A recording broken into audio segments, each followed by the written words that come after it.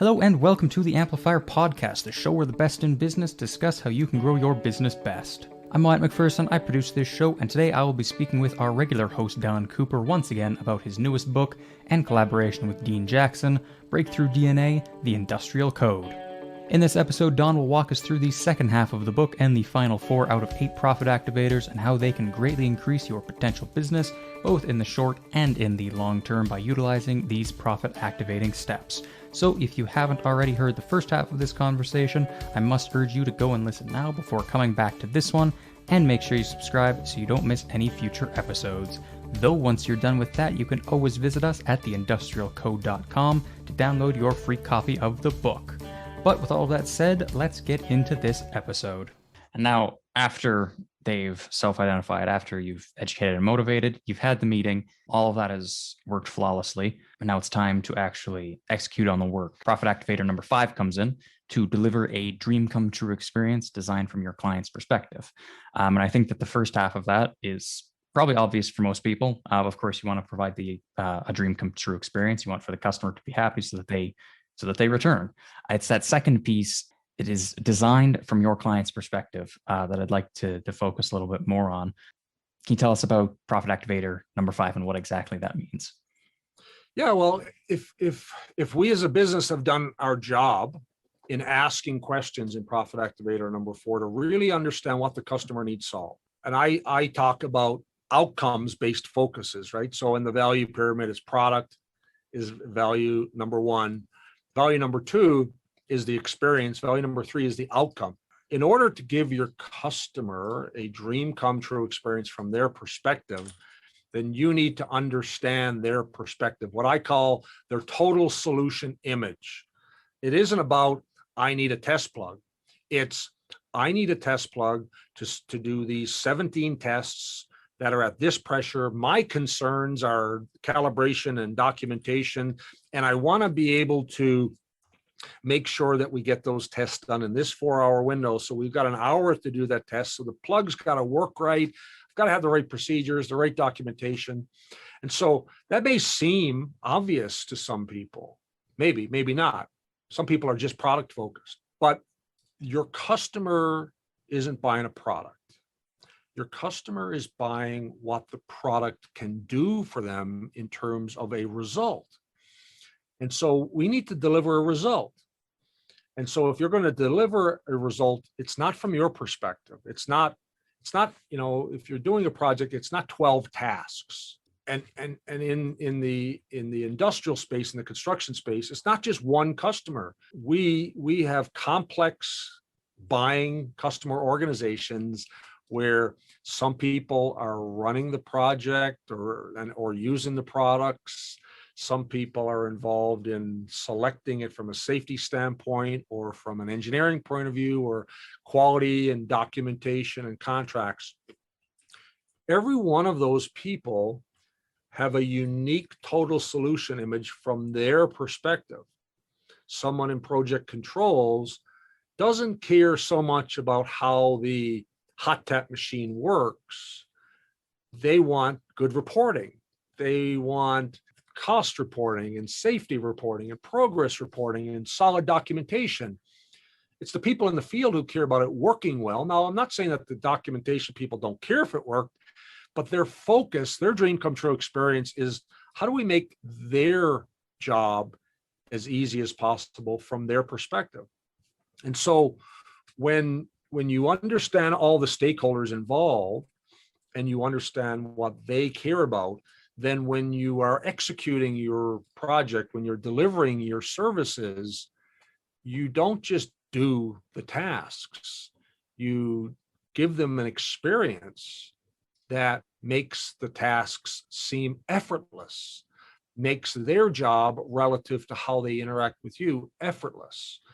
Now, it's anticipating what are the things that are most important. Someone in documentation, they care about the documents, the procedures, the ITPs, the certifications. They don't want to have anything missing that's going to create nonconformance. Someone who is involved in execution wants to get the work done on schedule, on time, without safety incidents. Someone who is in engineering wants to make sure that they have the right signed off packages and that it's designed to the right codes and that you've got it stamped and registered with the right authorities. Every stakeholder with your clients has an important but slightly different solution image from their perspective. Now, our jobs is to give a total solution image for all of those stakeholders so they are all having a great experience. And we have delivered on, and this is really important. This is why the breakthrough DNA can be so powerful, because remember, right from the before unit, right through the after unit, it's simply one customer's journey, one customer journey. It might be multiple stakeholders, and how you attracted them, how you educated and nurtured them, how you gave them an offer that was easy to work with. That needs to carry forward into that dream come true wow experience from their perspective. If your marketing is out of sync with your sales team and your operations team is out of sync with what your marketing and sales team are promising and telling the world, it's not going to be a dream come true experience, because everything that your customer experienced before the work started sets an expectation of what's going to happen when you perform. And it needs to be in congruency. It needs to be in alignment. So your marketing that attracts and educates and nurtures your customers needs to be continued on with your sales team, who are making them offers that are easy to take action on. Your operations team, when they go into the dooring unit, need to give them that dream come true experience that they've been expecting for many, many months, because the relationship didn't start when the PO was issued. The relationship started when they decided to start interacting with your messaging the minute that they identify themselves. So it's super important that that dream come true experience is marketing, sales, and delivery alignment. Consistency and congruency is so important. You can't market one product and then sell it a different way and then deliver something totally different and expect that your customer is going to have a dream come true experience or be happy with you. So that alignment is super important, and understanding that each stakeholder has a different total solution image than another stakeholder who cares about a different aspect of the solution. Yeah, I believe that before you've described it as having having one journey from one journey, from when they first find you all the way to once through sales, through marketing, through sales, and to after the job is actually completed. This might make sense, but this is rare, right? The marketing message. I mean, you hear this in companies all the time where the sales team goes, "I don't know what marketing is telling the world." Yeah, and then you hear from operations people, "I don't know what that sales team sold you, sir," and they're all out of alignment. Well, like, you're all battling about who got stuff wrong. Well, like, you all got it wrong. If operations is out of alignment with sales, or sales is out of alignment with operations, or either of them are out of alignment with marketing, then they've all got it wrong.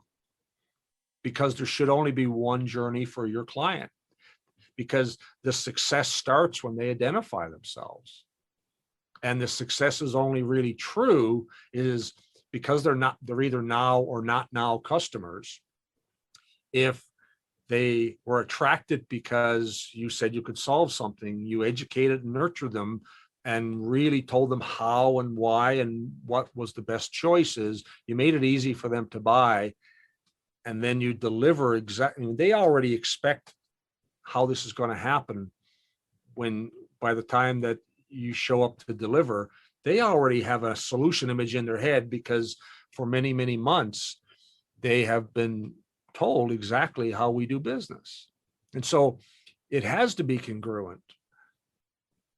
Yeah, absolutely. Any sort of disjointment in there can cause, it may not be surface level serious problems, but in the mind of the client, they likely won't be coming back to you if there's any. I mean, the total value of any client in most businesses is not the first sale.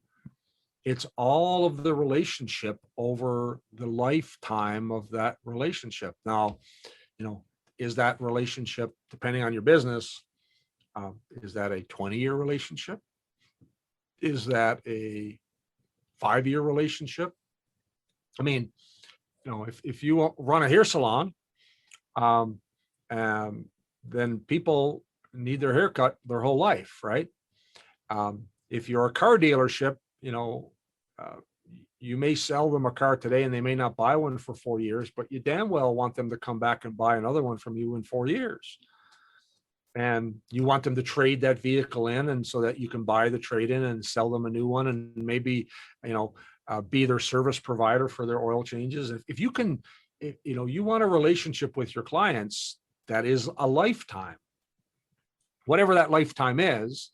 In our businesses, in either our Innovator or in our Amplifier business, my goal is to only work with lifelong clients, that we simply have these great partnerships, where we work with them forever, as long as we're helpful, as long as we're delivering, we're bringing new value, we're consistent between our marketing, our sales, and our delivery of what we promise.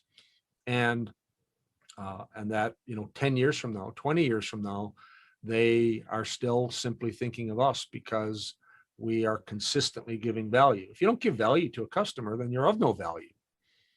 Yeah, and that's the biggest thing. It's massive value on both sides, particularly for the client, because it can eliminate a lot of time and a lot of stress on their side. It's even going to the example you said about buying a car every few years or something like that. People spend months and months, sometimes upwards of a year, looking for the right vehicle, the right place to get it from, talking to like dozens of people between them. If you just already know the people that you're going to, that's so simple. And that same principle can easily be applied to pretty much any business. Absolutely. I mean, it's funny that, we talk about vehicles. My personal vehicle, my truck is 4.5 years old, and I'm starting to think about trading it and getting a new one. And I realized that I drive Fords, right? And I'm not a brand guy. I buy Fords because somewhere 20 years ago, I had a Ford and I figured out where all the buttons were.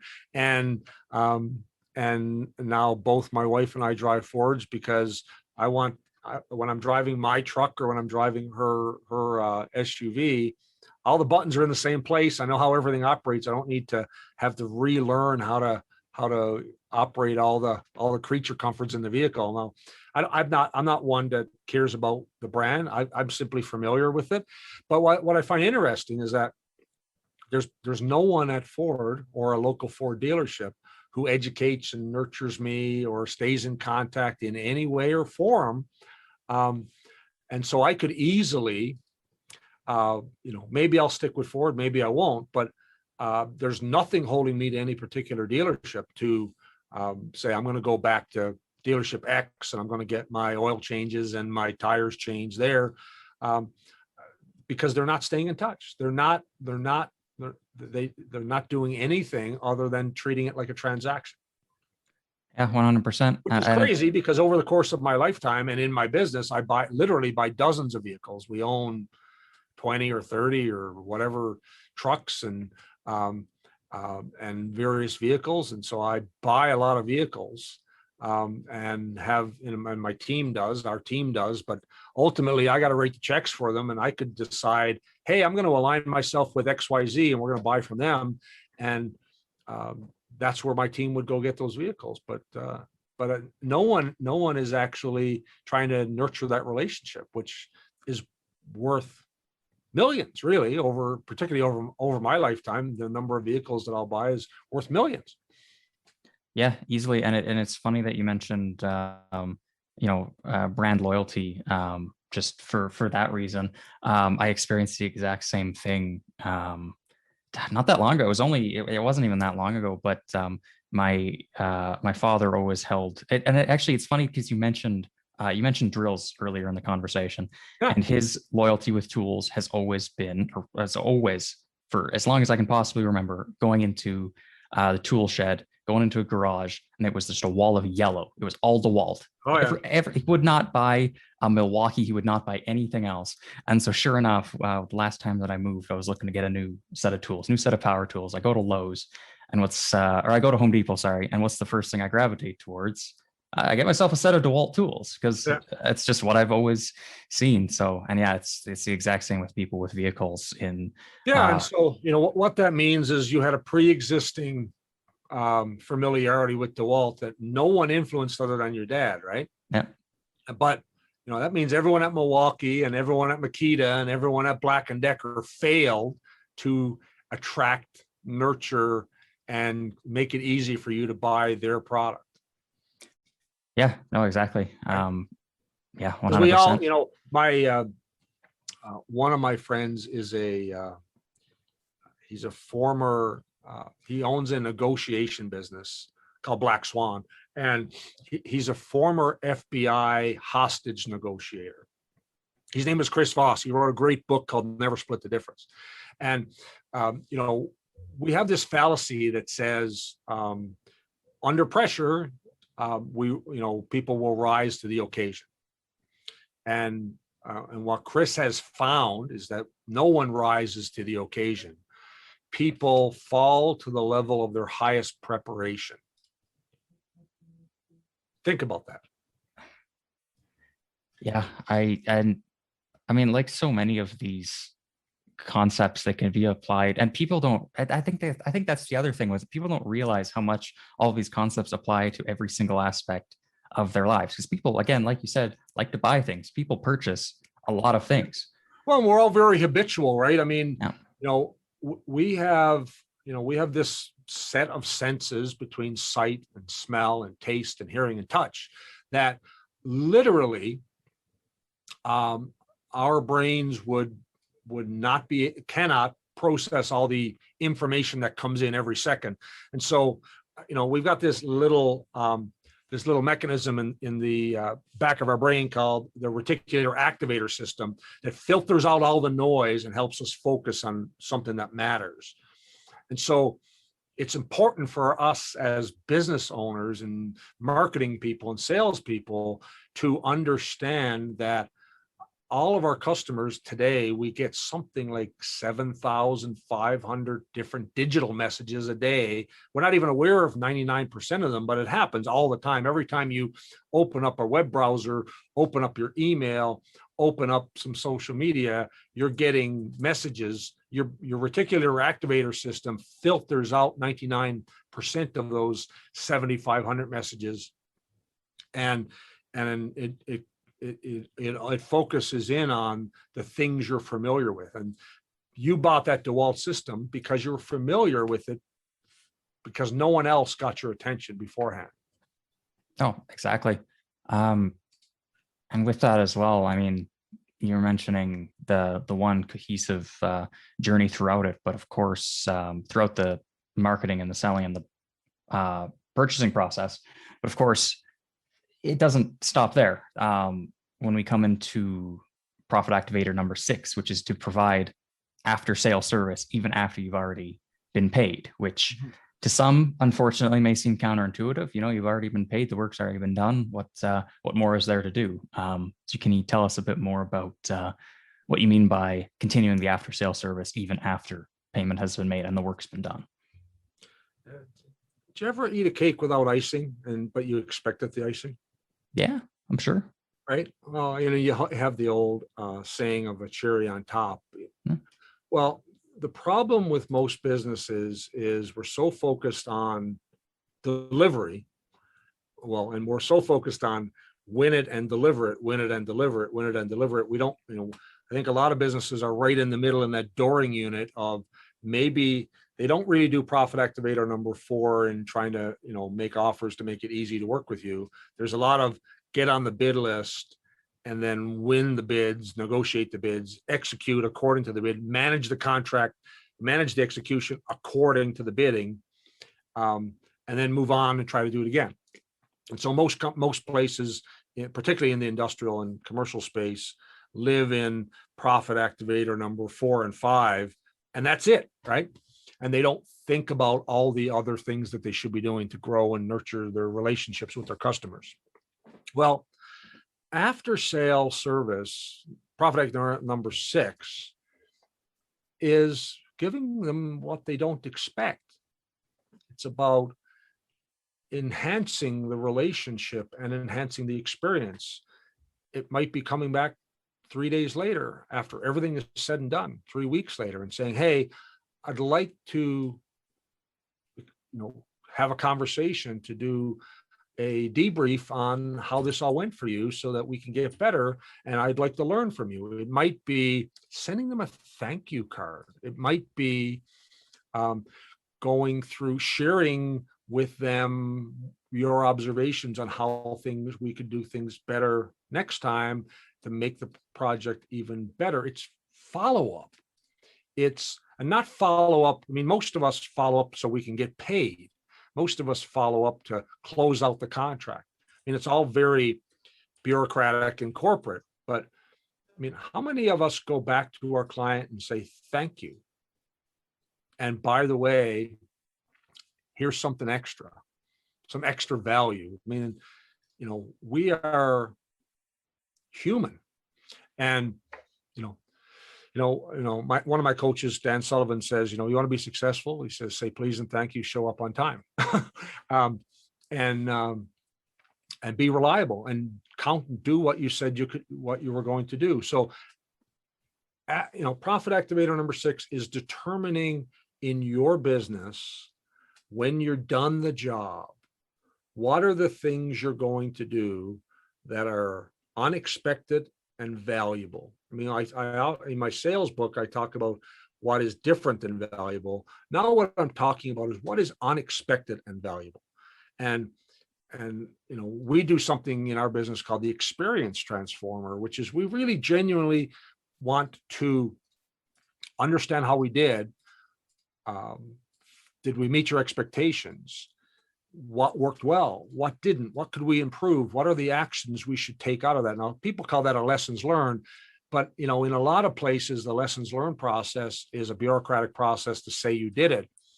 We want to transform the experience and implement it in so that the relationship and the way we deliver keeps getting better and better. We actually ask our customers how we did. Every single job that we do, every single one of the customers who is involved gets a post-job survey because we genuinely want them to rate us. But here's something that's different. I think human nature, we can be cynical and we can think about, well, no one's perfect. You can always get better. Absolutely. That's what the experience transformer is for. But we survey people very specifically to say, we set an expectation of how we do business. We got alignment with what everyone cares about. We defined what success looks like before we started. We executed according to that. Based on the expectations that we all agreed on, how did we do? And if we did everything that we all agreed we would do, we want to get a 9 or a 10 from a net promoter score, or the likelihood that you would refer us. And we want to do something called an experience transformer conversation, so that not even if we did great, yes, we did great, we did everything that we set, but there's always learnings. There's always learnings in a project of how you can get better. And so that after sale service is about continuing the project from a learning standpoint, from a measurement standpoint, and from a thank you standpoint, to continue on with the relationship and not to let them think, not to let them feel that it was a transaction. Because it's not, because for us, it's not. And for customers who want to have lifelong relationships with their customers, then no piece of business should ever be considered a transaction. Because if you think about your client, and I prefer the word client rather than customer, because I just think it speaks to a relationship. But if you think about your client as a lifelong client, then their value to you and your business is not the transaction. It's many multiples more than that. Yeah, absolutely. And you mentioned it earlier, and you just mentioned it again about building the relationship and working towards these lifetime relationships, which segues really well into profit activator number 7, which is to nurture lifetime relationships and focus on lifetime value, not just looking for that single transaction that one time, but building a partnership and building a relationship for an entire lifetime. Can you tell us a little bit more in depth about the importance of doing this and what positive effects it can have on both sides of the relationship?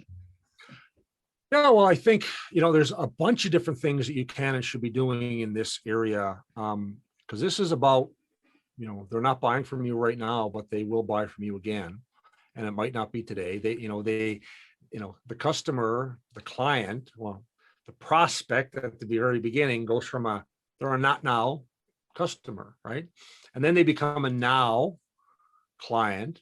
And then when the project is over, they're once again a not now client, but they're a client. And a client, you can be educating them and nurturing them on how you can help them more. You can, first off, I think profit activator number 7 starts in your own mind and with your own people with a change in mindset. And the change in mindset is understanding and quantifying the lifetime value of that client. And so it doesn't matter if they just spent $500 with you on a valve injection or on renting a few blinds. But if your clients work with you for 10 years and the average value of those clients is in the thousands of dollars per year, then you should think about all of your clients as 6-figure, 7-figure clients over your lifetime. And so that's the first thing that everyone needs to think about throughout that whole process is your client it's not a $5,000 sale. It's a 20-year client that might do 50 $5,000 sales with you over that period of time. And so if you think about the relationship that way, it changes the way that you think about all of your clients. It changes the way that you care for them, changes the way that you communicate with them. What I want for my clients is one, my purpose, and I've spent a lot of time thinking about this, but my purpose in my life is to be helpful to my clients, to help them solve things, to be a resource and to help them think, potentially be a resource of new ways of thinking about how they can solve problems. Because in my space, I do a lot of research and a lot of R&D about new ways to do things that my clients shouldn't have to do that research because I'm their who for that expertise. And so how do you invest in that client in terms of providing new value, in education, in meetings and understanding what they're trying to accomplish? These are, in a traditional sense, it's about defining what some people would define as account-based management, of understanding where you're going to make investments with your client. Maybe you're going to come in and provide them with training opportunities. Maybe it's going to be with educational opportunities. Maybe it's going to be collaboratively thinking about what's the next thing that they need help with that could be a year down the road, and creating that relationship of future value and being genuine about it, that it isn't about, hey, how do I get my next sale? It's about, I'm making investments here because I'm investing in this relationship long term. Yeah, it's an incredibly valuable thing that I think that most people completely miss out on in their business. It's not, you complete the one job and then it's, okay, got to think about trying to get the next one with them. But what if you didn't have to think about that? What if you just knew that the next time they need something, That's who they're calling. And there's no having to struggle for it anymore. It's just you both have this mutual, again, lifelong relationship of they have a problem. And like you said, you're here to be helpful. You're here to solve their problem. Yeah, I mean, in this profit activator, this is the one where you're trying to elevate you and your business to the highest level on the value pyramid, or something that I call the insight provider, the advisor, or the strategic partner. So on my value pyramid, it's the top of that pyramid. It's the strategic partner. It's the competition-free zone, because you are seen as a trusted advisor on the things that they know that you can help them with.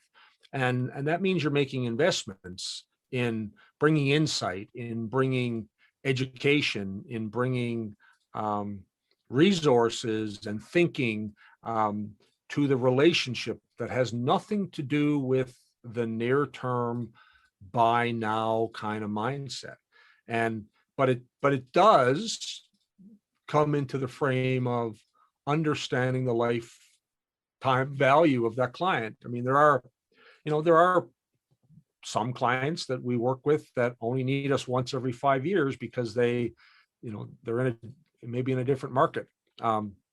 But recognizing the lifetime value of your client and then making intentional investments with those clients to make it valuable for them is what profit activator number 7 is all about.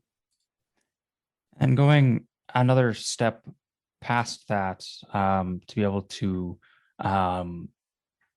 continue on these lifetime relationships, to then utilize that again for another piece, or for another valuable piece for the business, with profit activator number 8, the final one, to orchestrate referrals by giving your clients the opportunity to feel great. Can you tell us a bit more about what exactly both goes into that and why the benefits are so massive to be doing this? Yeah, referrals is an interesting thing. Everyone wants them. No one knows how to get them, and everyone's afraid to ask for them. And the reason is because the mindset that businesses have about referrals is totally wrong psychology-wise. So salespeople, business owners are reluctant, resistant, afraid to ask for a referral. Why?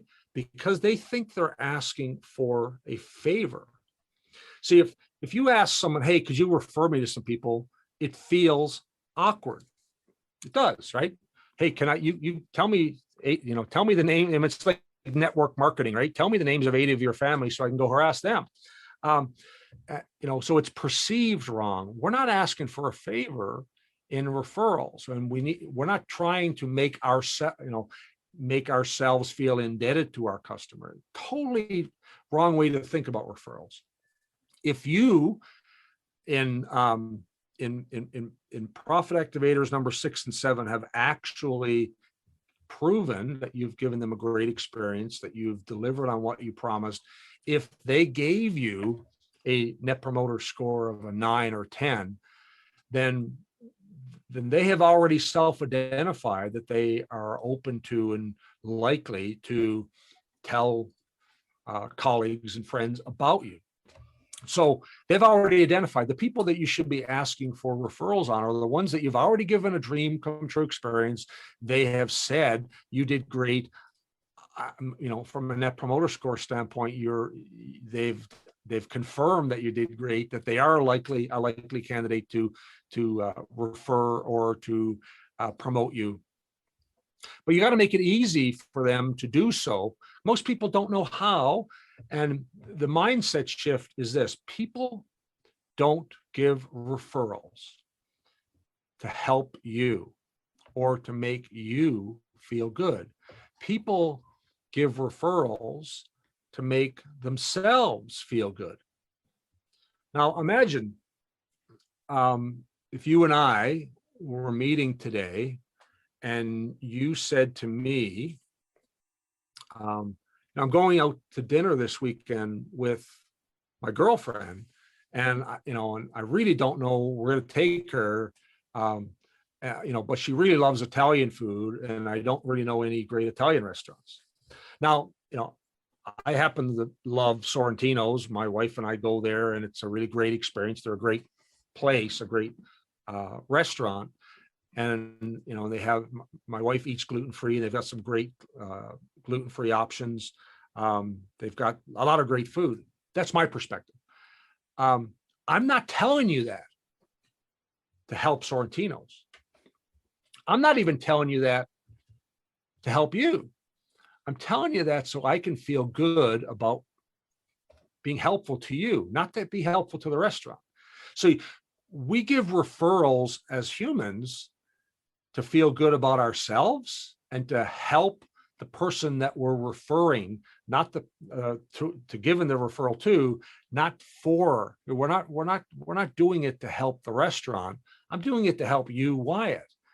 And so, the process of a referral is about, I want to feel good about myself because I'm helping my friend, not because I'm helping my supplier. And so how do you facilitate that?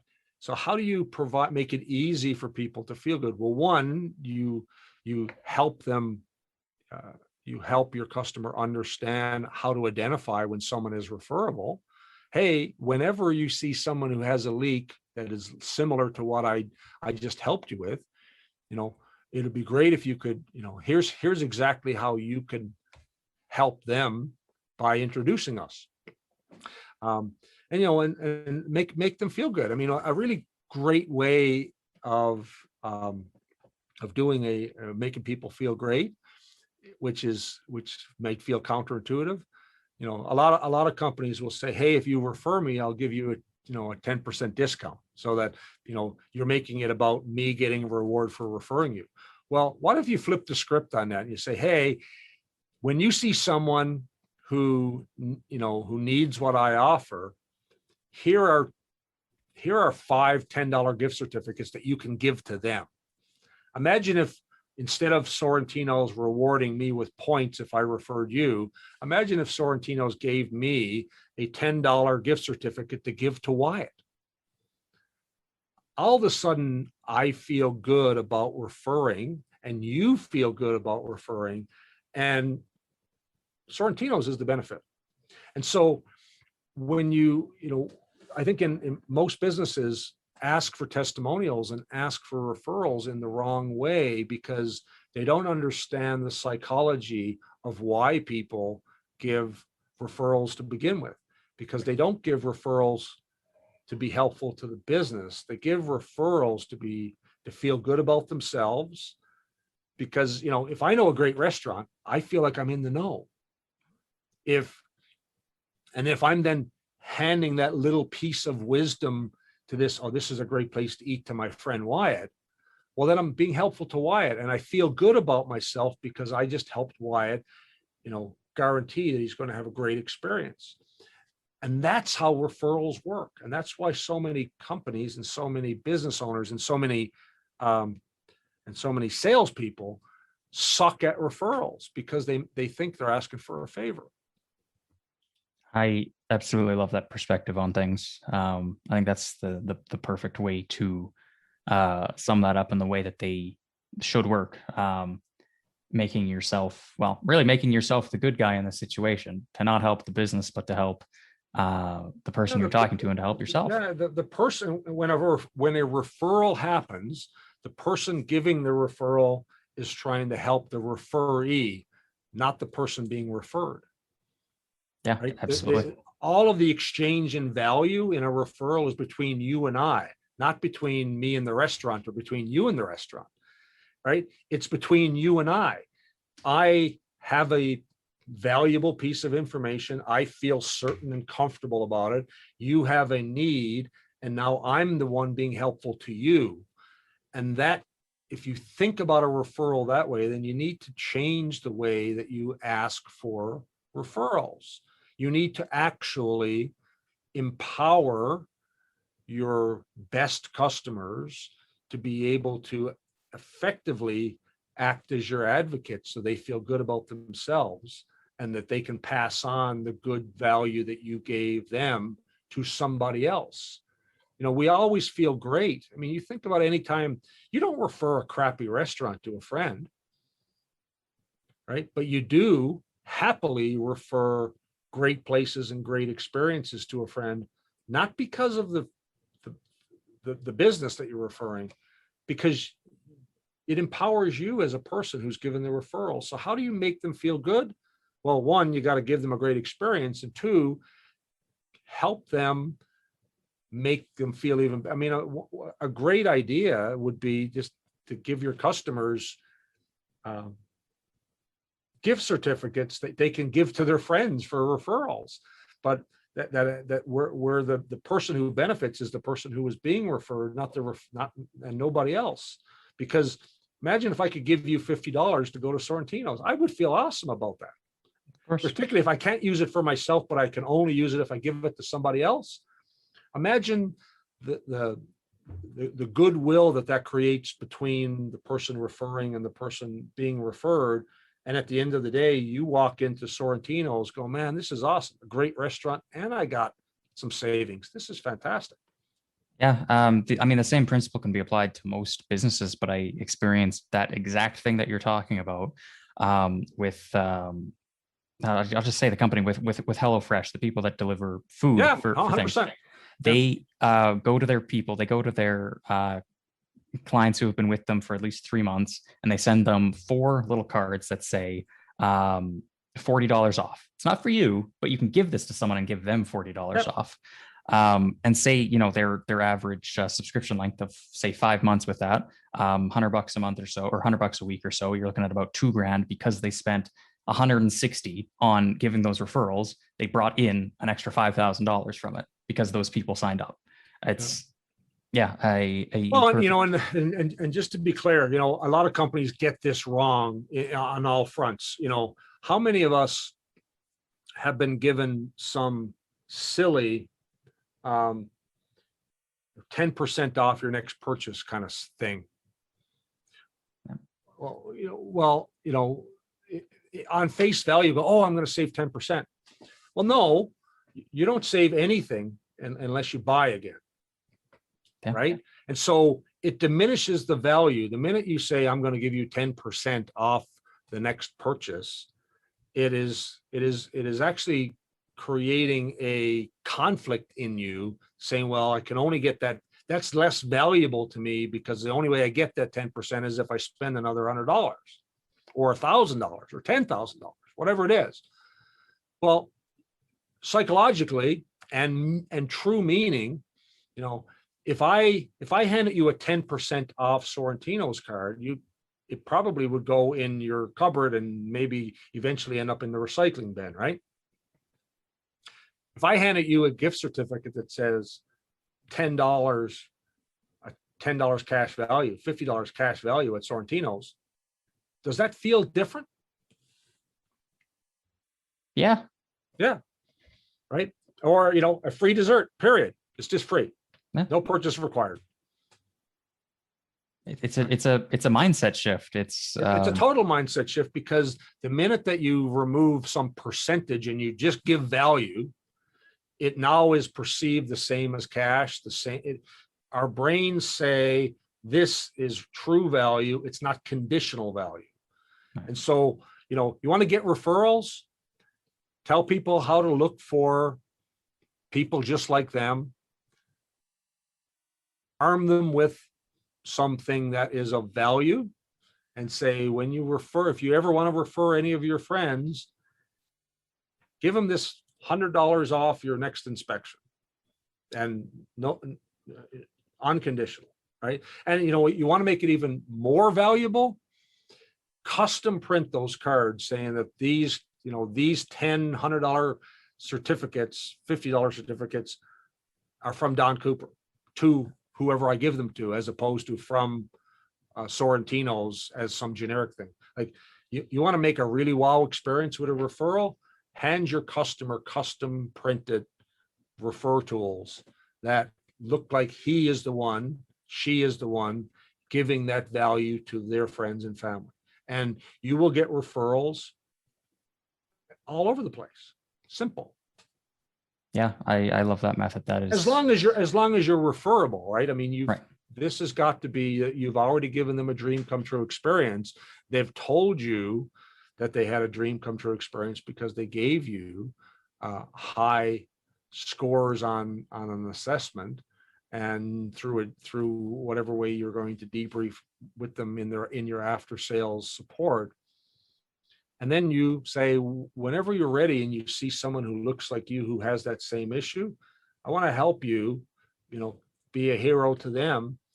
Here's 5 $50 gift certificates that are from you to them, and give them out to whoever you want, whenever you want. And we'll make sure we take care of them the same way we took care of you. Yeah, I love it. That is fantastic. And in doing that, you create yourself an army of advocates. yeah, that is an extremely powerful thing that even surpasses regular marketing efforts from the company when you have your clients marketing for you directly. Yeah. But they're only doing it because you gave them a great experience, and they're going to do it because they want to feel good with the referral, right? I feel good when I refer you to Sorrentino's. Why? Not because Sorrentino's asked me to do it, but because I truly believe that it's a great experience. I've never had a bad meal there. I've never had bad service there. And their food is great. And they treat my wife great. They treat my kids great. They give me what I want. I mean, it's just generally a great experience. And, and I would refer them, even if they didn't arm me with 5 certificates, which they don't. But if they did, they'd probably get that many more people, because I would hand them to you, and I would hand them to Mallory, and I would hand them to people on our team saying, look, just go to Sorrentino's in Stony Plain, because we just love that place. Oh, perfectly fair. And with that, we have now covered all 8 of the profit activators. We've gone through each of them. So with that, are there any other closing thoughts that you'd like to say to anyone who there might be, why this might be helpful, why they should be rushing out to download this book and read it and start to follow these 8 profit activators? Well, it works, and it's fun, and it gives you a roadmap. Most of us in our businesses, traditional marketing, and almost everyone listening is going to have some marketing team who is pushing your brand and not thinking about your target audiences, and not thinking about education-based marketing, not thinking about aligning sales and marketing with operations and what the after-sales support is. This gives you that roadmap. However, a lot of this is not what you do in your business, right? You don't, if you're an inspection company or a construction company, a lot of the time you want to focus on being awesome at what you do. And so any aspect of this, you can find the right people to do it. You can find the right who's who have these hows. And that's what we do at Amplifier, is we help coach and execute the 8 profit activators for companies who want to transform the way that their clients journey through their business, from marketing, messaging, delivering, and creating lifetime value standpoint. So, if you want help with any parts of the 8 profit activators, if you want to take care of some of these things yourself but want to have someone else do it for you, we've got a program called Marketing Done For You, which helps you with profit activators numbers 1, 2, and 3. We just simply take care of it for you in your voice through a really simple process where we interview you on camera, on podcasts, and then we and our team take care of it in the background to take care of profit activators numbers 1, 2, and 3. Our sales solution methodology helps you take care of profit activator number 4, and our coaching services and our app development services help you take care of all of the other after unit parts of the process. So you can, and what's wonderful about the profit activators is you can pick the parts of this that you want to do yourself, and then you can also pick the parts that you want help with. And whenever you're ready and you want help with any of the profit activators, we're here to help. Fantastic. Well, thank you so much again for answering all of my questions today. Of course, all of the links to download the book, view our videos on it, as well as download the associated scorecard will all be in the show notes. They'll all be in the description. Yeah, thank you so much again, Don. My pleasure, Wyatt. Thank you very much for the conversation today. And there you have it. Thank you so much, everybody, for listening to this episode of the Amplifier Podcast. Once again, if you would like to get your own free copy of Breakthrough DNA, the Industrial Code, then you can do so at any time by going to theindustrialcode.com. But please make sure you also subscribe so you never miss any episodes in the future. And if you would be so kind as to leave this show a 5-star rating, it would be very much appreciated. But with all that said, I thank you all so much again for listening to this episode of the Amplifier Podcast, and we cannot wait to see you next time.